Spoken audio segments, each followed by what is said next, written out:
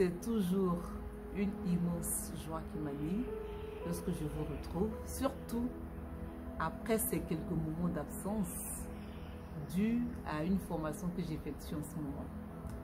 Mais j'ai tout stoppé pour vous. J'ai tout arrêté aujourd'hui parce que, je ne vais pas dire l'heure est grave, mais il faut que nous nous parlions. Il faut que je vous interpelle sur la pratique des saines habitudes de la vie qui vont certainement vous conduire vers votre bien-être, surtout face à cette pandémie qui en ce moment sévit dans le monde. Vous l'avez compris, il s'agit bien évidemment du Covid-2019. Comme vous le savez, je ne suis pas médecin, c'est à titre informatif que je vous donne toutes ces informations. Ce sont des choses que vous savez déjà plus ou moins, que vous avez vu à la télé, que vous avez écouté à la radio, que vous avez lu dans les articles. Mais moi, en tant que fondatrice, ambassadrice du bien-être par les saines habitudes de la vie, il est de mon rôle de vous interpeller sur la pratique des saines habitudes de la vie à titre préventif. Alors, cette vidéo va se faire autour de quelques questions et de réponses. Après, on verra s'il faut aller plus loin. Déjà, c'est quoi la maladie Covid-2019 ou coronavirus et tout ça? C'est vrai que les gens ne savent pas trop, ils entendent coronavirus, ils entendent Covid, mais la maladie en elle-même, c'est Covid-19, qui veut dire simplement le C ou le CO, c'est le corona, le V pour virus, le D pour diseases en anglais, ça veut dire maladie, et puis 19 parce que c'est en fin d'année 2019, notamment en décembre, que les premiers cas sont découverts en Chine. C'est simplement cela. Alors, quel est le mode de transmission de cette maladie? D'abord, selon les recherches, on a vu que la maladie existe chez les animaux, notamment on a parlé de pangolins, de chauves-souris, et que c'est par ces animaux-là que la maladie a été transmise aux hommes. Maintenant, au niveau des hommes, qu'est-ce qui se passe au niveau de la transmission d'homme à homme?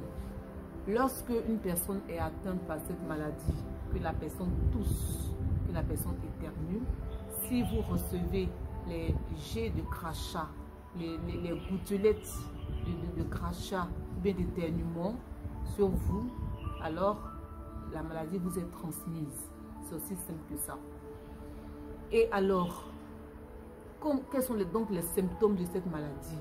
Les symptômes, cette maladie, il faut dire que c'est un virus qui ressemble, les symptômes ressemblent fortement à ceux de la grippe. Vous avez une fièvre, vous avez une toux sèche, vous êtes enrhumé. Et puis, les symptômes peuvent être plus graves. Vous pouvez avoir une gêne respiratoire. La maladie peut aller jusqu'à se transformer en une pneumonie, en une maladie respiratoire grave. Alors, ça, ce sont les symptômes. Beaucoup vont demander est-ce qu'il y a des traitements. Bien évidemment, aujourd'hui, vous voyez dans le monde entier, tous les États, tous les chefs d'État, ils s'imprègnent vraiment, ils prennent toutes les mesures nécessaires jusqu'à mettre tout un pays entier en quarantaine. Déjà ça. Et puis, il y a forcément des hôpitaux qui sont bondés. Mais les premières mesures qu'ils prennent, c'est de soigner déjà les symptômes. C'est-à-dire, si vous avez de la fièvre, on va traiter la fièvre. Si vous avez une toux, on va traiter la toux. Mais comme tous les virus, normalement, la maladie devait se guérir toute seule. Le virus part tout seul. Alors, moi, ce qui m'intéresse particulièrement ce soir, c'est pourquoi j'ai fait cette vidéo, il s'agit de quand même mettre en pratique la prévention. Il s'agit de mettre en pratique ce que je vous ai toujours enseigné. Adopter les saines habitudes de la vie. Alors, qu'est-ce qu'il faut faire? C'est vrai que les mesures ici, elles sont particulières, mais elles sont quand même dans le cadre du bien-être par les saines habitudes de la vie. Déjà, la première des choses, vous avez vu aujourd'hui, il y a beaucoup de gels qui sont vendus dans les supermarchés, dans les pharmacies, même, je vais même dire dans des fois dans certaines boutiques, hein, dans les supermarchés. Et ça, c'est très important que chacun ait son gel hydroalcoolique. Deuxième chose, il faut vous laver régulièrement les mains. Parce que, comme je l'ai dit tantôt, si quelqu'un qui est atteint sans le savoir a éternué, par exemple, vous étiez près de la personne que vous recevez les germes, si vous n'avez pas lavé la main, lorsque vous mangez quelque chose, vous allez vous infecter. Ça, il n'y a rien à faire. Et puis, il faut aussi éviter de se toucher le nez, se frotter le nez, les yeux, comme je le fais, c'est juste pour vous montrer, hein, mais la bouche aussi et tout ça, enfin, se toucher là, c'est pas très conseillé. Autre chose très importante, ici en Afrique, et puis je crois ailleurs aussi, on a souvent l'habitude de se faire des bises. En Côte d'Ivoire, par exemple, qui est mon pays d'origine et où je suis en ce moment, on se fait la l'accolade qu'on appelle chaleureusement le atou. On se dit, oh, les virus, ça c'est pour les blancs, microbes, je ne suis pas africain, mais il faut faire très attention. Il faut prendre très au sérieux tout ce que le gouvernement diffuse comme information sur la prévention. Il ne faut pas jouer avec ça. C'est vraiment très important. C'est comme ça qu'on peut repousser ce virus-là. Il faut éviter de faire la bise, enfin, à tout bout de champ, franchement. Il faut éviter dans cette situation-là. Il faut prendre les mesures nécessaires. Pour ceux qui ont un rhume, pour ceux qui ont une grippe, ne serait-ce que par prévention, il faut mettre un mouchoir sur votre nez, sur votre bouche, quand vous éternuez, quand vous toussez. Cela va éviter beaucoup de désagréments. C'est très important. Maintenant, en ce qui me concerne particulièrement, et les saines habitudes de la vie, comme je vous le dis souvent, il faut pratiquer. Pratiquer en respirant déjà normalement.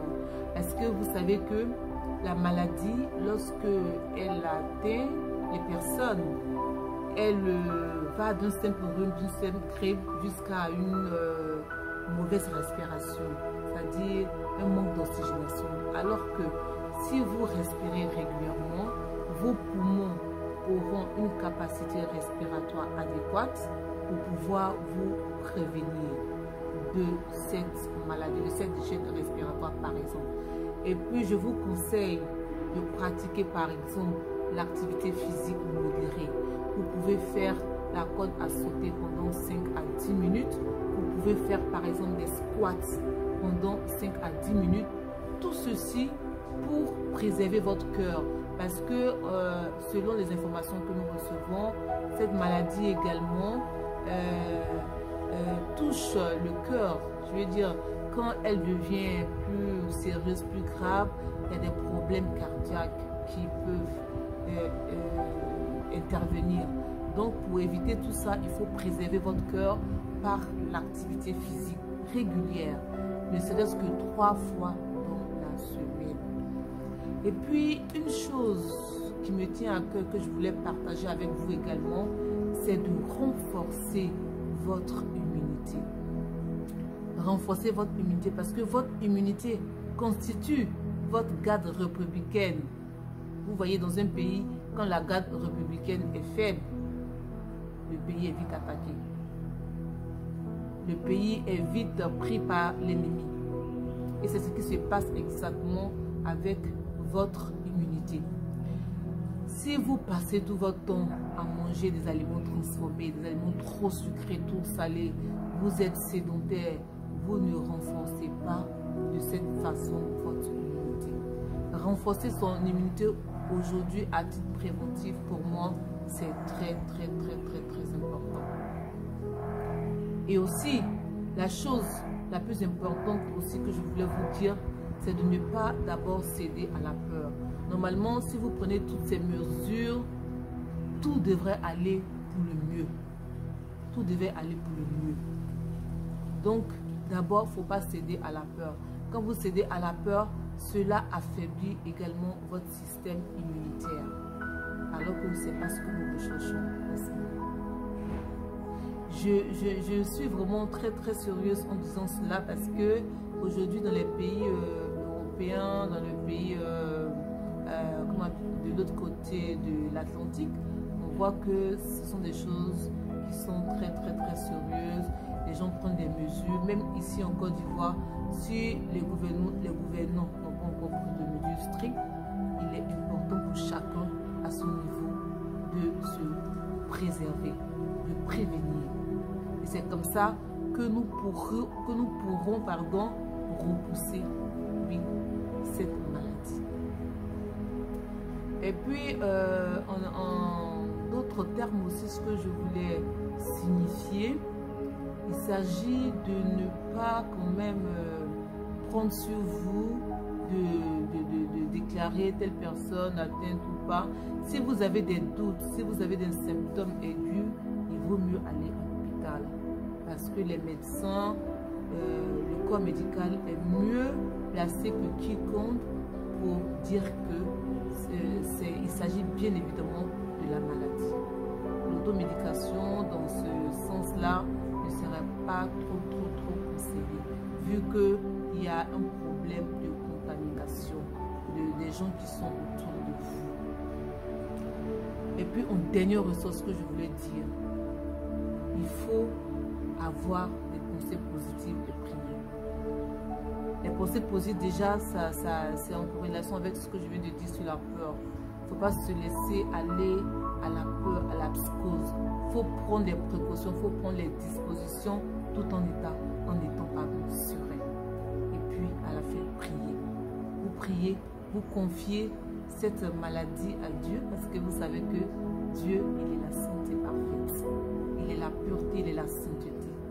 Et tout en méditant sur ces paroles, je suis sûre que le coronavirus est très loin de nous et de la Côte d'Ivoire. J'ai été très ravie de faire cette vidéo.